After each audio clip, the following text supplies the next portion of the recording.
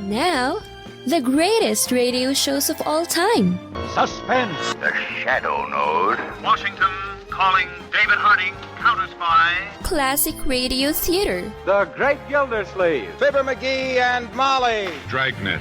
Gunsmoke. The Lone Ranger. Now, step back into a time machine with your host, Wyatt Cox. Good evening, friends of the Inner Sanctum. Freeman Gosden and Charles Correll in an episode of Amos-n-Andy. This comedy hour begins with this episode, originally broadcast April 15th, 1951, and Andy and the Kingfish get a job at the Import-Export Garage.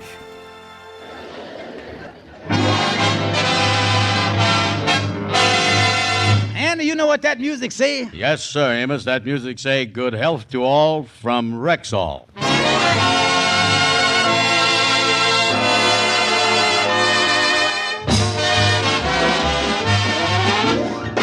The Amos-n-Andy Show with Ernestine Wade, Lou Lubin, Johnny Lee, John Brown, Will Wright, Byron Kane, Leo Cleary, Jeff Alexander's music, and radio's all-time favorites, Amos and Andy.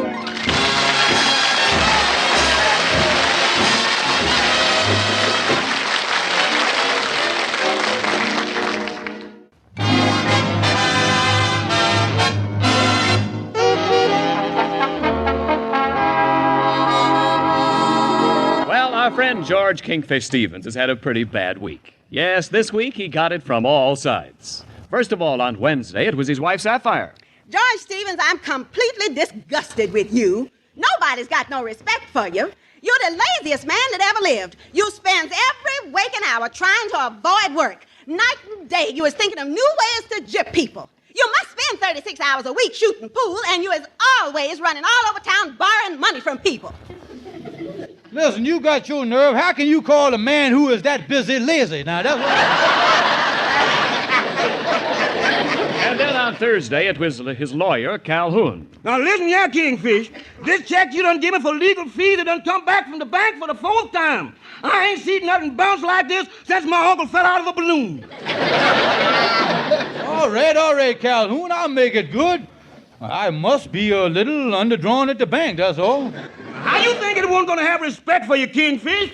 The idea of you doing a thing like this to Al Duncan J. Calhoun, counselor at law. For the past 3 months, you has felt free to tap my vast legal knowledge at will. You has called on me any hour of the day or all night for legal advice. I've been in court with you for 4 times during that period. And now, when I ask you for my fee for all that work, you have the nerve to give me a check that comes back marked insufficient funds. Kingfish, you has done a mean thing.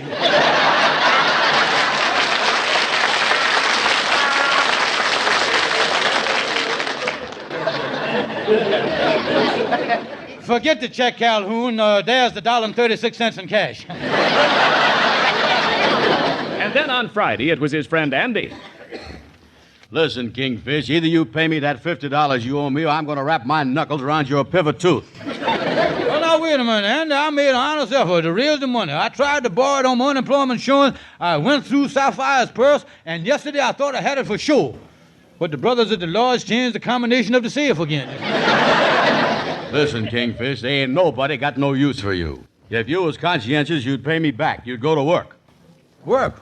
Don't mention that nasty word in my presence. If you was a child, I'd wash your mouth out with soap. Well, up until last night, this was just another week to the Kingfish. But then around 2 o'clock in the morning, the Kingfish began to toss and turn. Oh, me. What's the matter with me? I wish I had something to put me to sleep. One of them phenobarbital tablets or something. This ain't like me not being able to fall into arms of metamorphosis here. Maybe it was them 8 pork chops I ate for supper. I don't know. George. Who that? George, it's me, your conscience. Oh, you can't sleep neither, huh? You must have been eating pork chops too, huh? George, your friends are right. You are lazy and you are a schemer. Don't you want the respect of your friends? I'd rather have the combination of the large safe if it's all. George. Take it easy, Conscience. I ain't going no place. We right here. George, we can't live without the respect of our friends. Yeah, well, I want the respect of my friends, but what can I do about it? George, the time has come. You must go to work. No, Conscience, not that. Now, wait a minute. Yes, you must change your way of life and become conscientious. Or, George, you'll never sleep another night. Never. All right, Conscience, I'll get a job. I'll go to work. I'll be conscientious. I will. I tell you I will. I'll do everything I can.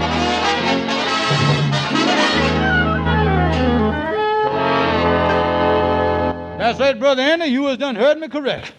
I was going to work. I was going to get a job, and I was going to be conscientious. Holy smoke, Kingfish. Yesterday you was a normal, sane human being, and now look at you. You was a raving psychopathetic case, you know that? No, and I means it. I done bought a newspaper here, and I've been going through the classified ads, and I gonna get me something here. Yeah, them classified ads are a good thing, all right. Remember I put an ad in the paper once under Women Wanted. Well, what was the text of the ad? Just Women Wanted, that's all. Well, now listen, Andy, let's see what they got in here.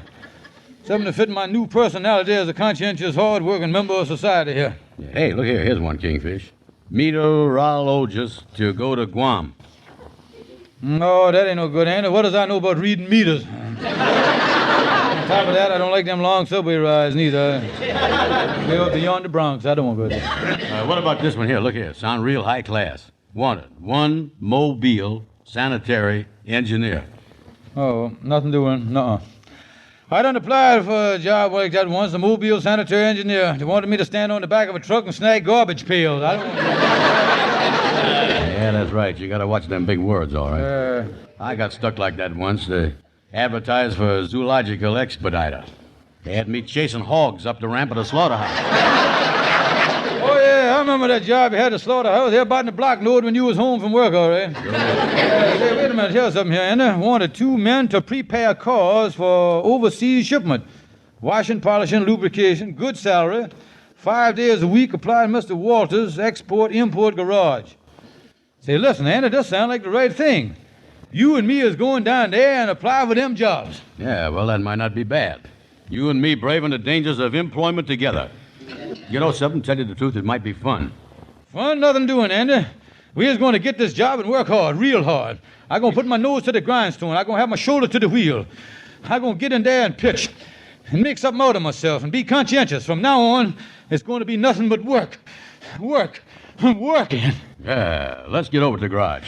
Hey, wait a minute. Let's sit down a minute, Andy. I done tired myself out here.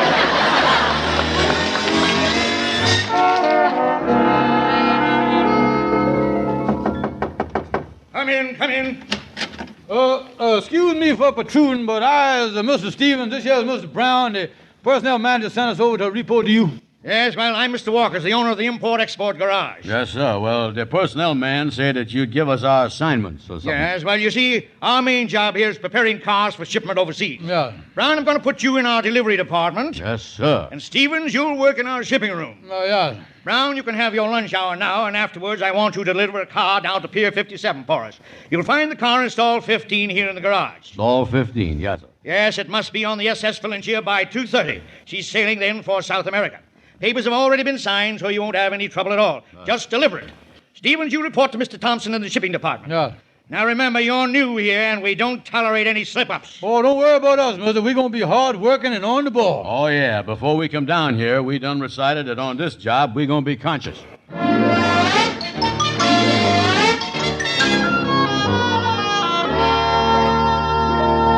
Say, Mr. Walters, where do you want us to put your new Cadillac? They just delivered it. Well, we're pretty crowded. I don't know where. Hey, wait a minute. Brown just took that sedan out of stall 15 and put it on the Valentia. Put my car in stall 15 for the time being.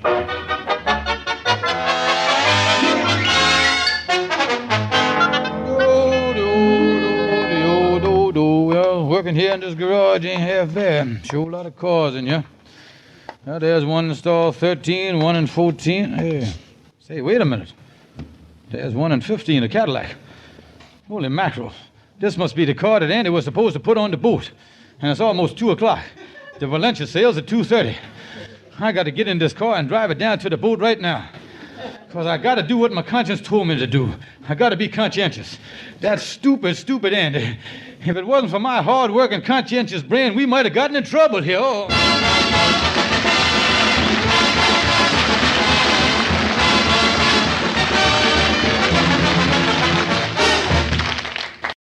April 15th, 1951, Amos and Andy on Classic Radio Theater with Wyatt Cox. You're listening to Classic Radio Theater with Wyatt Cox. I want to reiterate something that I've said many times, and it's a quote from 1905. George Santayana's The Life of Reason, The Phases of Human Progress. Progress, far from consisting in change, depends on retentiveness. When change is absolute, there remains no being to improve, and no direction is set for possible improvement. And when experience is not retained, as among savages, infancy is perpetual. Those who cannot remember the past are condemned to repeat it. And I will add, if we do not continue to recognize how far we have come, how can we chart a course to the future? That's directed at those people who criticize me running episodes of Amos and Andy, like today's episode, April 15th, 1951.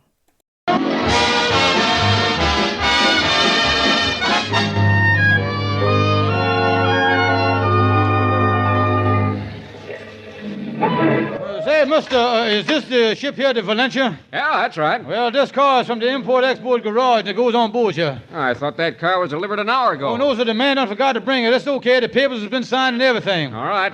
Okay, Tom, get the boom down here and take her away. Now I'll get back to the garage and ball out that end. Oh, I tell you something. They ought to pass a law on a man being as stupid as Andy is. I ain't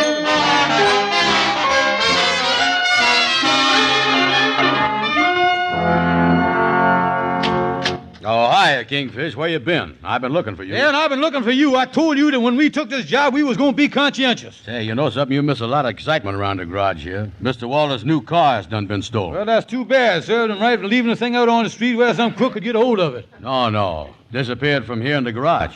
Inside job, huh? Yeah.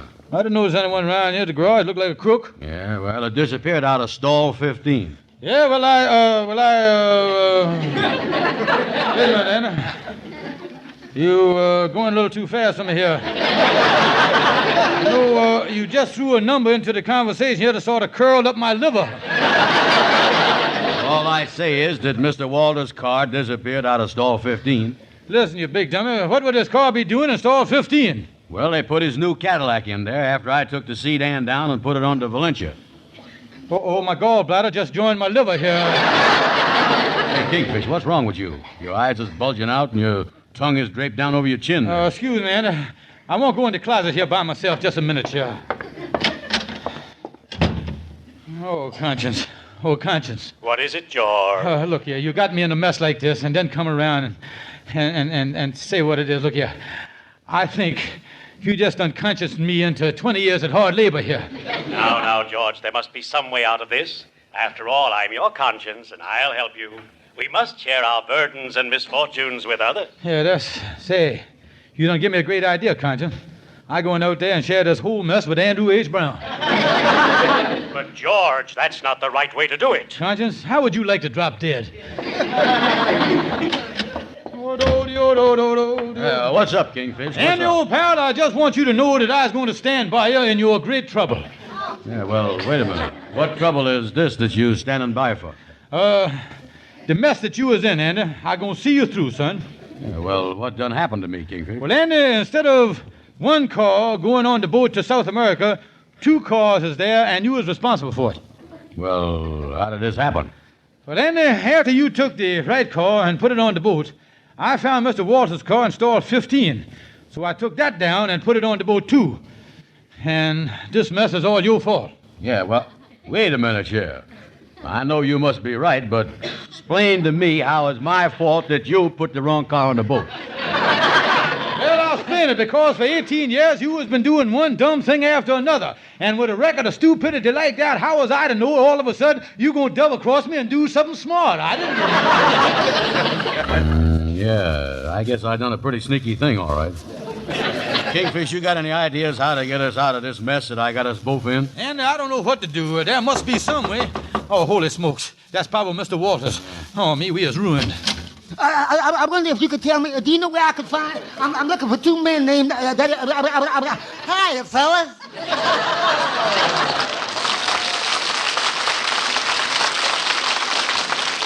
Shorty the barber, what you doing over here? I heard you fellas was working over here, and I just dropped in to say hello. Listen, Shorty, we in the worst mess we ever been in our lives. This garage ships cars to South America, and we just put 2 of them on the boat.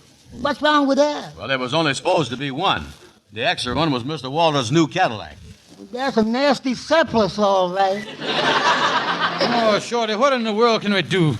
That car costs over $4,000, and when Mr. Walters finds it out, we going right from the cashier's office to jail. Yeah, this is terrible, Shorty. Because you see, the ship sailed for South America at 2:30. Yeah, you know, something tells me that you fellas ain't in as big a trouble as you think you is. What in the world tells you that? My watch is only 5 after 2. Holy mackerel.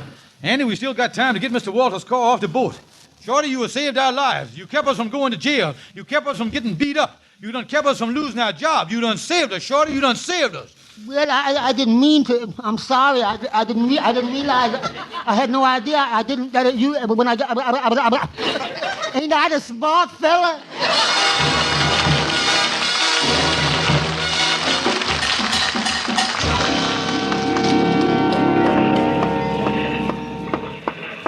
Hey, look, Andy. The boat is still tied up at the pier. Yeah, come on, Kingfish, up the gangway. We got to get Mr. Walters' automobile off of here. Say, you two, where do you think you're going?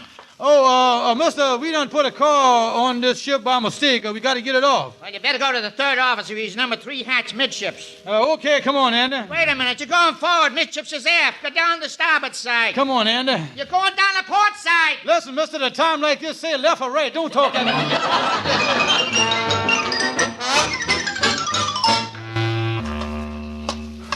Oh, me, where's that third officer? We must have walked all over the inside of this ship, Kingfish. Hey, I wish we could find somebody down here. This must be where they keep the cargo. Listen, whistles blowing. They must be celebrating something. Yeah, come on, Andy. Let's try these steps here. You know, Kingfish, all of a sudden it feels to me like this ship is rocking. Yeah, don't be silly, Andy. The only time a boat rocks is when it's out at sea. It's impossible for a boat to rock when it's tied up to the pier. Well, the boat might not be rocking, but it sure standing still at different angles here. These steps wasn't swaying like this when we come down them. Listen, Andy, here's a porthole here. Pull yourself up there. I'll kind of help you. And look out and see what you can see. Okay. Yeah. What you see, Andy? Unless Manhattan Island is moving, we is heading out to sea. Holy smokes, the next stop is South America. Now, wait a minute.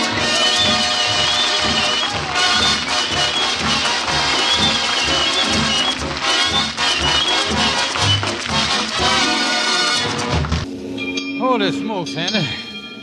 That was Sandy Hook we just passed.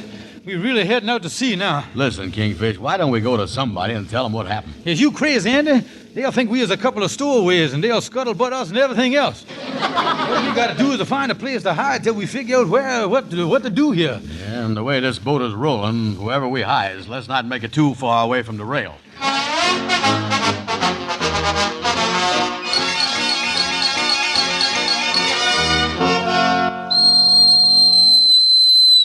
Hello, Bridge. This is Captain Anderson. Yes, Captain? I'm turning in now. I don't want to be disturbed till we have the next change of course. You understand? I don't want to be disturbed. Aye, sir.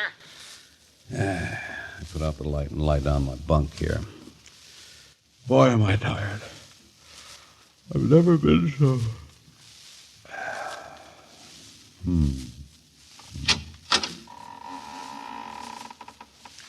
Come on, Andy. We'll hide in this empty cabin. Yeah, nice and dark in here. Boy, is that tired.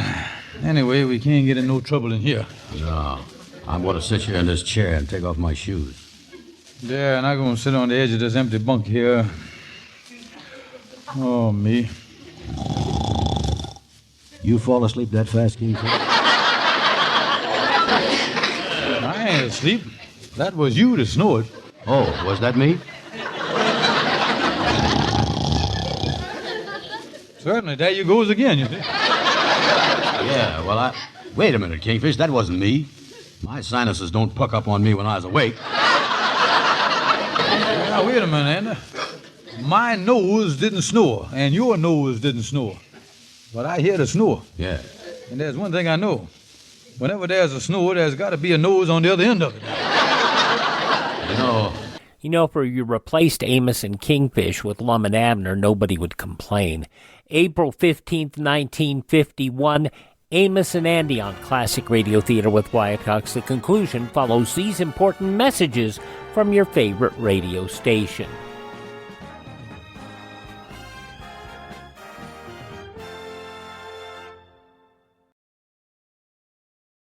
Just when you thought it couldn't get any better, Mike Lindell and MyPillow launching the MyPillow 2.0. Now, when Mike invented MyPillow, it had everything you could want in a pillow. Now, nearly 20 years later, he's discovered a new technology that makes MyPillow even better. Of course, the patented adjustable fill of the original MyPillow, but now with brand new fabric with a temperature-regulating thread, it's the softest, smoothest, and coolest pillow you'll ever own. Say goodbye to tossing and turning and flipping your pillow over in the middle of the night. And more great news on the MyPillow 2.0 buy one, get one free offer with my promo code Wyatt. MyPillow 2.0 is 100% made in the USA, 10-year warranty, 60-day money-back guarantee. Go to MyPillow.com, click on the radio podcast square to receive the MyPillow 2.0 buy one, get one free offer. Use my promo code Wyatt or call 1-800-928-4715.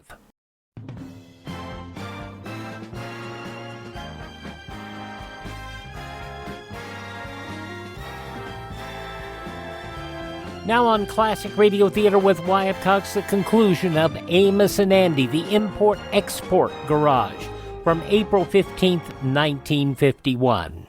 I got a sneaking suspicion there's one nose too many in this room, you know? Yeah, and Shakespeare say a nose by itself ain't dangerous. It's what it's connected to that gives you the trouble, you see. Hey, Kingfish, look, I just noticed a coat hanging there with a lot of gold braid on it. We is either in the captain's stateroom or they got a doorman on this ship.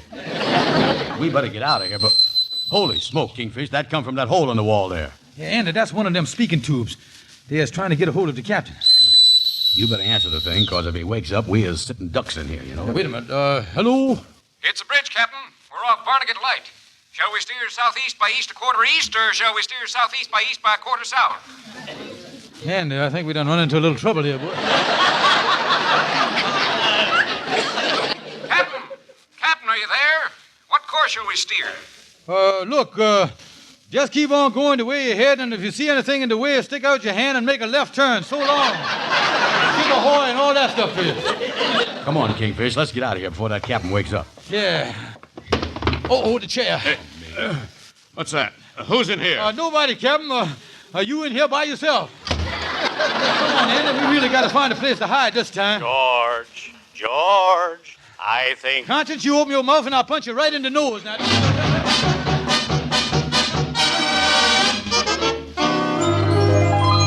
Say, Amos, has you heard anything at all about Andy and the Kingfish? No, I ain't, Henry. Ain't nobody knows where he is. No, I hear that Mr. Walters from the garage has even got the police out after him. He's suspicious that they is the ones that done absconded off with his new car. Yeah, well, I don't know what happened to him. Sapphire went over to see Calhoun, the lawyer, a few minutes ago. She thinks maybe the Kingfish and Andy done met with foul play or something like that. Well, I hope Calhoun has got some ideas. You know, this is the biggest excitement around the lodge hall since Brother Jackson sent his wife to Arizona in 2 trunks. Now,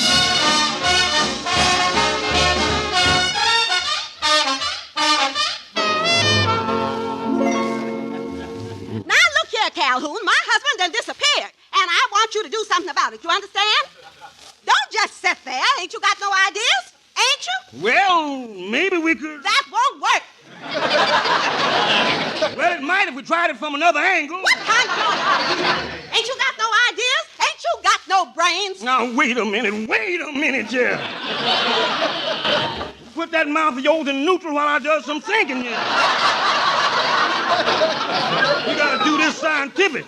Now, first of all, I'll call the morgue and ask them to check the deep freeze. Then I'll go out to the pottery field and do a little spade work. And that don't help, I'll call the police and have them drag the river with grappling hooks. No grappling hooks.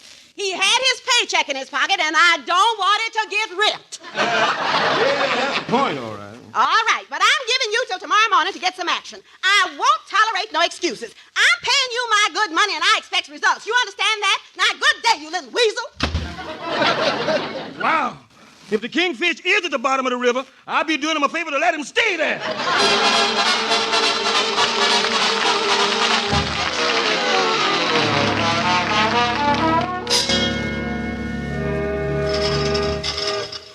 No, me, Kingfish. We've been hiding in this lifeboat for 4 days. My back is almost broke. Yeah, 4 terrible days in this lifeboat with the canvas over. Thank heavens there was food and water in here. Yeah. Something seems to be going on, Andy. It's pretty dark. I'm going to peek out from under this canvas and see what's up. Yeah. What you see, Kingfish? Yeah, we seem to be tied up at the dock or something. Oh, me. Andy. What? We has done a ride in South America. Yeah, well, do we take Mr. Walker's car off here now? Yeah, well, what good would it do to take it off down here in South America? After the mess we done got into, there's only one thing to do. We'll slip off the ship, hide under one of the piers till after it sails. Then we gotta just lose ourselves here in the jungles of South America, Andy. Yeah, Kingfish. We'll spend the rest of our lives down here. Come on, Andy. No one around. We'll try to find some way to get off the ship. Yeah. Get out of here. Come on. Yeah. Now, here's a rope hanging down here on the side of the ship. Maybe that'll reach to the water. You go first and slide down. Yeah. Yeah. Let me get over the rail here. Go ahead. I'll let the rope out as far as it'll go. Here I go.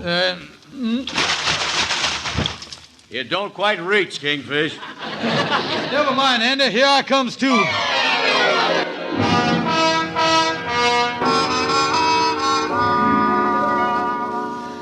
Well, Kingfish, the Valencia done sailed. Come on. It's safe to come out now. Yeah. Let's get up on the pier and get our bearings here. Come on. Oh, me. You know, maybe we can go into rumba business down here or something. Wait a minute, Andy. Someone coming down the pier. It's one of the natives.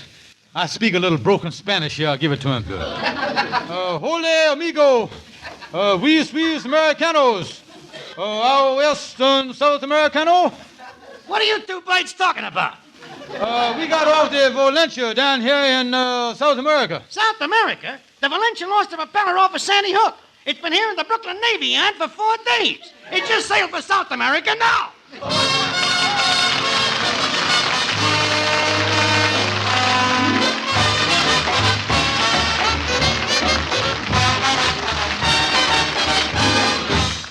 April 15th, 1951, Amos-n-Andy on Classic Radio Theater with Wyatt Cox. And once again, thanks to our friend Ted at RadioMemories.com for supplying us this episode of Lum and Abner. Of course, you know, hillbillies should be complaining that Lum and Abner makes fun of them, but they won't because they get a joke. Lum and Abner originally broadcast April 15th, 1953 in the case of the cans with no labels.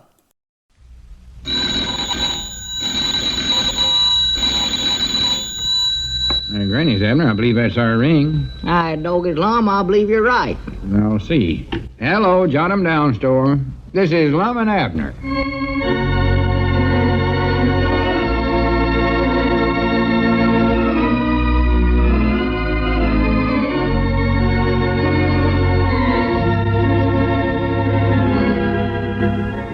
And now let's see what's going on down in Pine Ridge. Howdy, friends. Dick Huddleston talking. Well, sir, when Cedric got things a little mixed up and washed all the labels off the canned goods at the Jot 'em Down store, Lum came up with the idea of putting on a grab bag sale.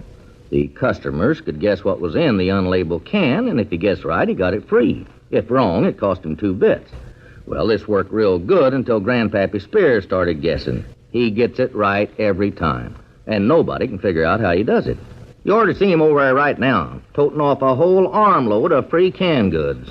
Well, come here and open the door for me, Abner. Can't you see my arms is full? All right, just a second. The service you get around this place is something terrible. Just hash up and I'll get the door open for you. I don't know where I can carry all this junk home or not. Maybe you ought to deliver it, Abner. I told you once I ain't delivering nothing to you, Grandpappy Spears. There, the door's open. Now go on home. And if you don't never come back, it's still too quick for me. That's a fine way to talk to a customer. You ain't no customer, you're a robber. Get out of here. Granny's, Abner, I don't think you ought to talk to him that way. Well, Lum, you seen what he done, didn't you? Walked out of here with a whole armful of canned goods that he never paid 1 nickel for. Yeah, of course, he was just going by the rules we set up for this grab bag sale of ours. I still don't see how he done it, though. He guessed right every single time. That's what I mean. He's taking advantages of us. The varmint. I'm going to lock the door the next time I see him coming. No, you can't do that, Abner. Besides, I don't see there's so much to worry about. Luck like that can't hold out very long, no way. Luck?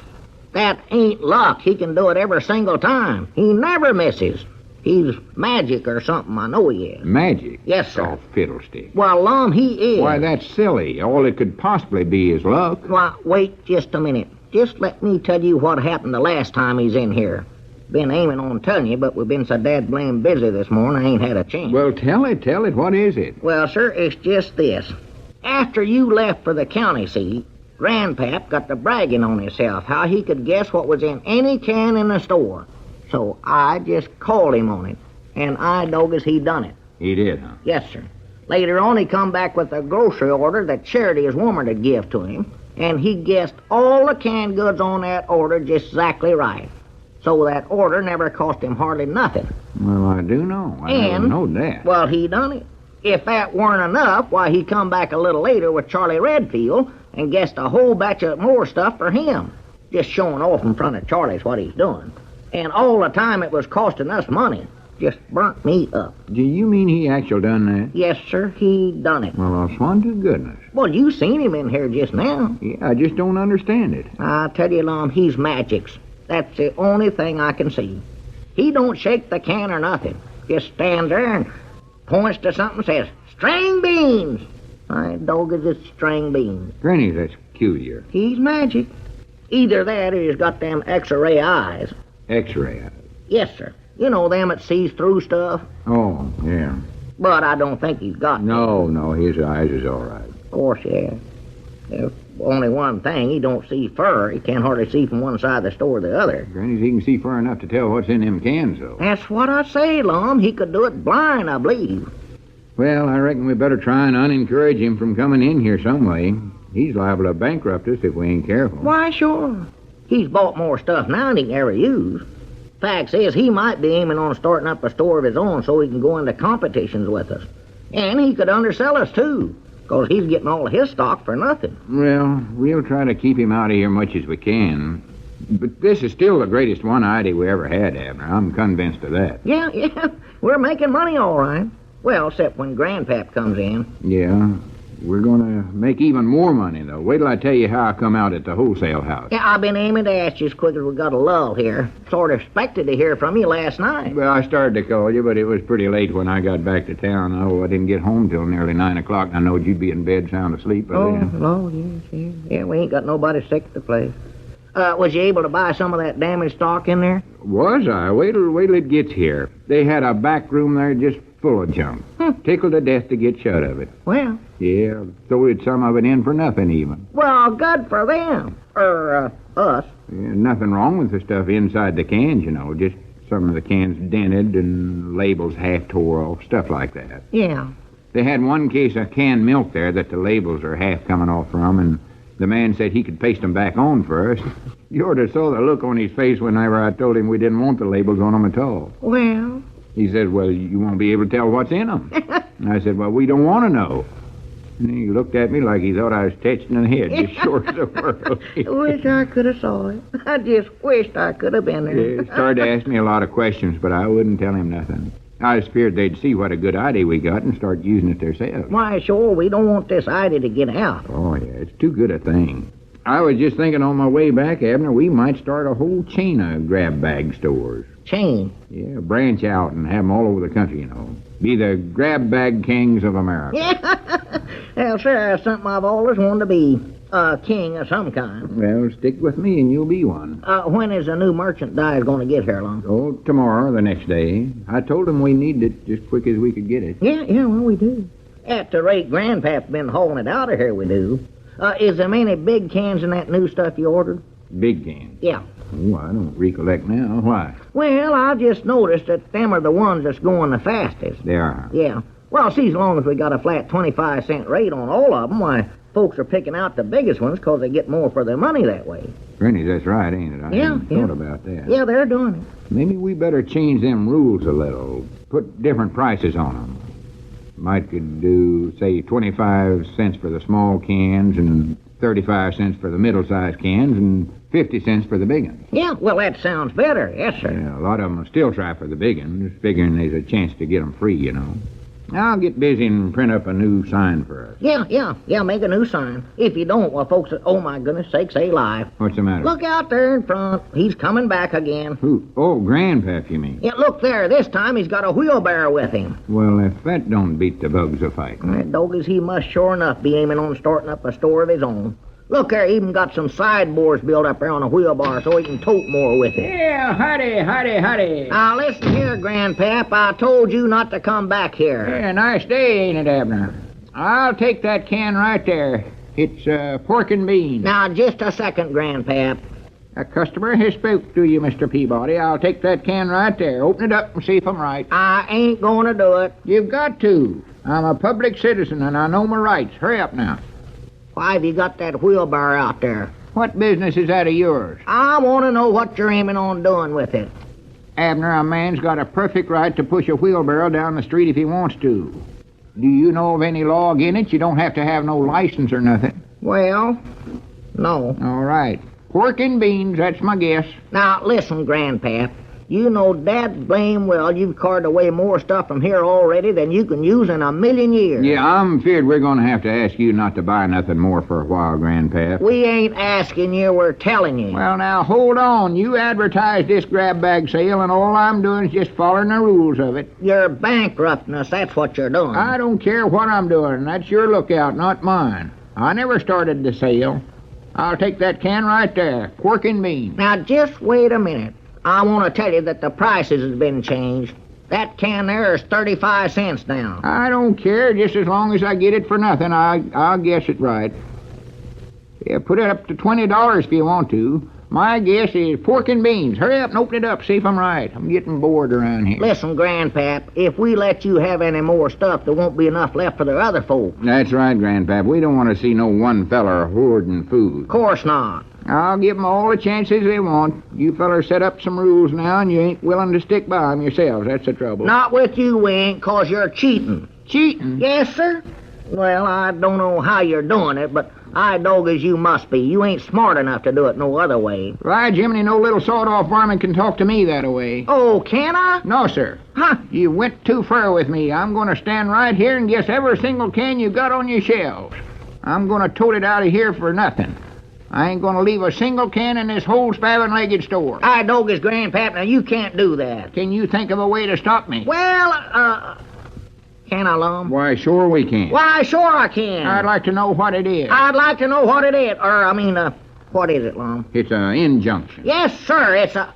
Huh? Long as I'm justice of the peace, I'll just get out an injunction again you, Granpap, restraining you from entering our premises. Yes, sir, premises. You know, this is still private property here, and we've got our rights. Yes, sir, we got our right. All right, go ahead and get out your pigeon-toed injunction. We're going to. I'll get even with you. I'll run you out of business. How you going to run us out of business? Hey, you jumped on the wrong feller this time, fellers. I know a way to bankrupt the Jot-'em-Down store, and that's exactly what I'm going to do.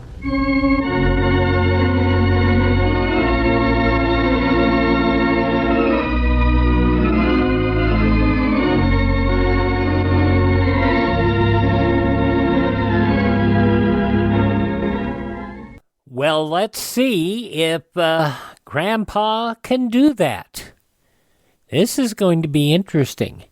From April 15th, 1953, Lum and Abner here on Classic Radio Theater with Wyatt Cox. I know, and thanks to Ted at RadioMemories.com, supplying us shows on cassette, CD, or flash drive for your computer. radiomemories.com.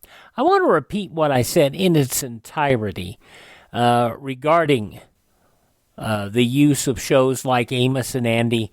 And you got to understand this, because if you don't get it, you're being offended for the wrong reasons. And this is anybody who complains about Amos and Andy, I send them this email. Thank you for your comment about classic radio theater. As you may be aware, our program is not just about sanitized history, but news and radio as it truly took place in the media of the day. To sanitize the programs of the time is to literally change history, which is something that we as Americans cannot do.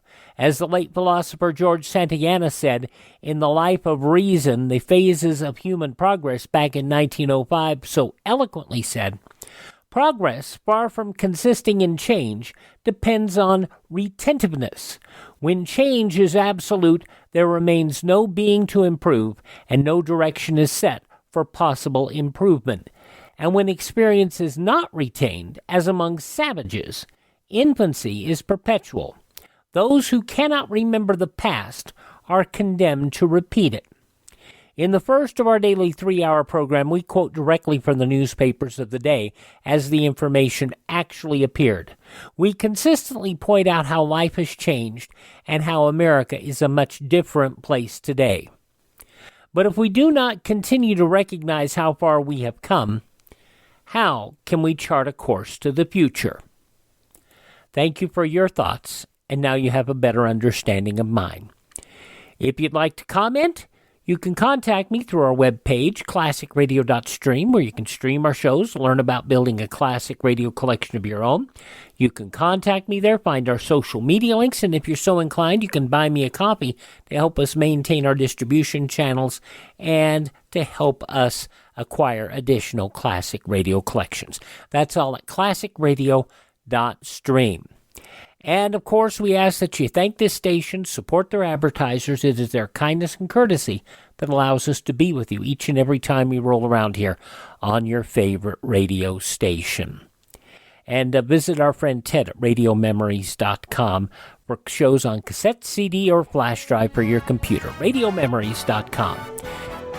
Tell all your friends the greatest radio shows of all time are right here at this spot on the dial. Classic Radio Theater with Wyatt Cox on your favorite radio station.